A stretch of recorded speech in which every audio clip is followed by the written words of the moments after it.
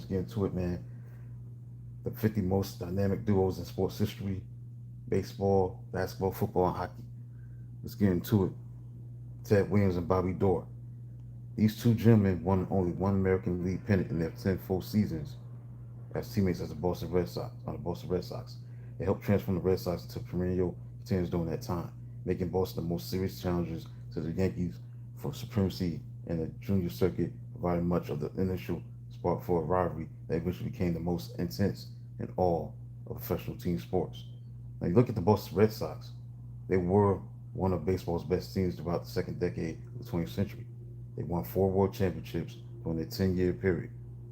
However, selling Babe Ruth to the Yankees at the end of the 1919 season, subsequently trading away most of their best players to other American League clubs. The Red Sox spent the better part of their next 2 decades as one of the baseball's least successful franchises, because Boston posted a losing record in 15 consecutive seasons. At one point, they finished last in the American League 9 times between 1920 and 1933.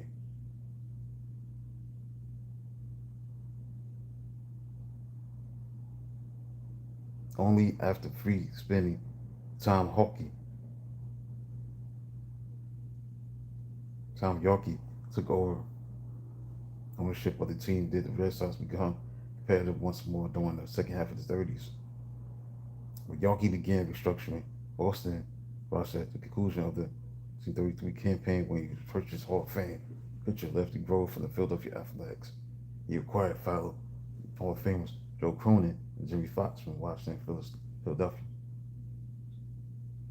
Say the next 2 seasons.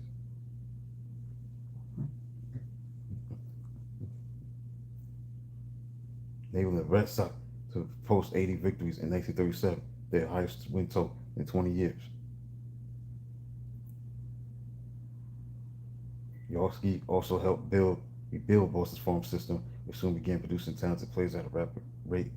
The first outstanding young player to come up to the Red Sox from the minor leagues during this period was second baseman Bobby Doerr, who appeared in his first 55 games with the team in 1937. The smooth fielding Doerr won the starting second base job.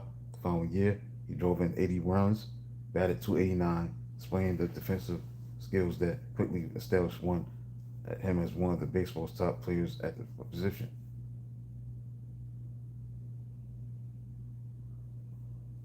Boston finished second to New York in the American League standings in 1938, compiling a record of 88 and 61.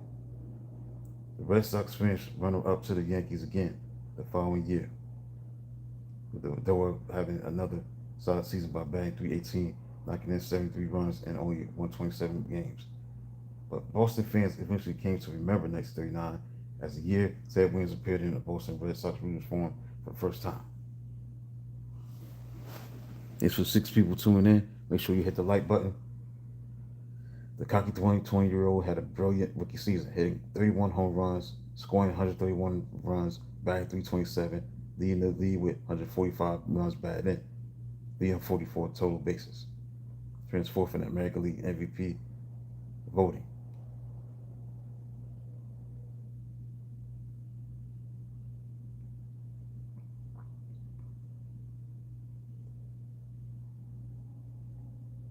Right, let's keep going. Let's skip around a little bit. Now, Williams had missed the 1943 to 1945 season due to serving in the military.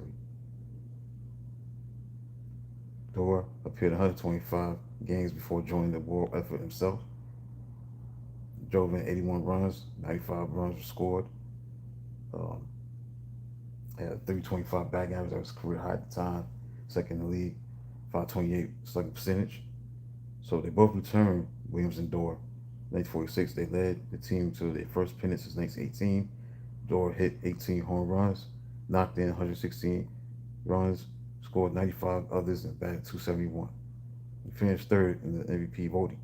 Williams finally won the award by placing among the league leaders with 38 home runs. 123 runs batted in, a 342 batting average, and topping the circuit with 142 runs scored, 156 walks, 497 on base percentage, 667 slugging average, 343 total bases. So Boston slipped to third in the American League stands in 1947, even though the team received outstanding performance from both Dorr and Williams. Thanks for the two people hitting the like button. Make sure you subscribe to the channel. Hopefully you did. The second baseman had another solid season. Hit 17 home runs, 95 RBIs driven in. Williams was again the league's best player. Captured his second triple crown by topping the circuit with 32 home runs, 114 RBIs, and 343 batting average. Finished first in runs scored, walks, on base percentage, slugging, average, total bases.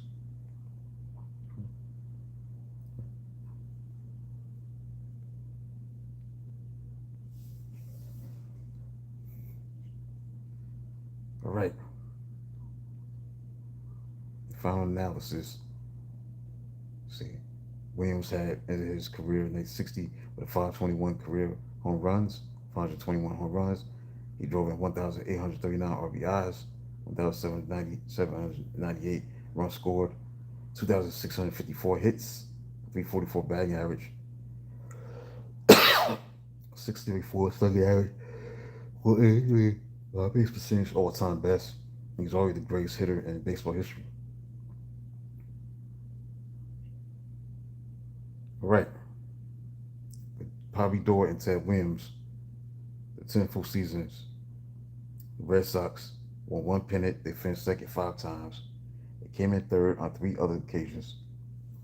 Williams and Doerr averaged 51 home runs, averaged 236 RBIs between them in their 10 years.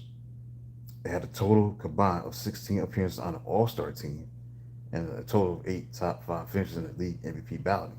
So these guys definitely were a dynamic duo, the epitome of a dynamic duo. And that's basically it, man. So tomorrow I'll be in chapter 14. I'll be talking about Roberto Clemente and Willie Stargell for the Pittsburgh Pirates. So that's it for a look at Bobby Doerr and Ted Williams from the book. It's the 50 most dynamic duos in sports history. Baseball, basketball, football, hockey. It's going to be a long journey through this book, but it's going to be necessary. So there's content for the channel. Thanks for the 2 people hitting the like button. Hope you subscribe to the channel. So I come back at 1 o'clock and I will resume the top 50 underrated NFL wide receivers book that I started yesterday. It's going to be a great one. Until then, talk to you at 1 o'clock.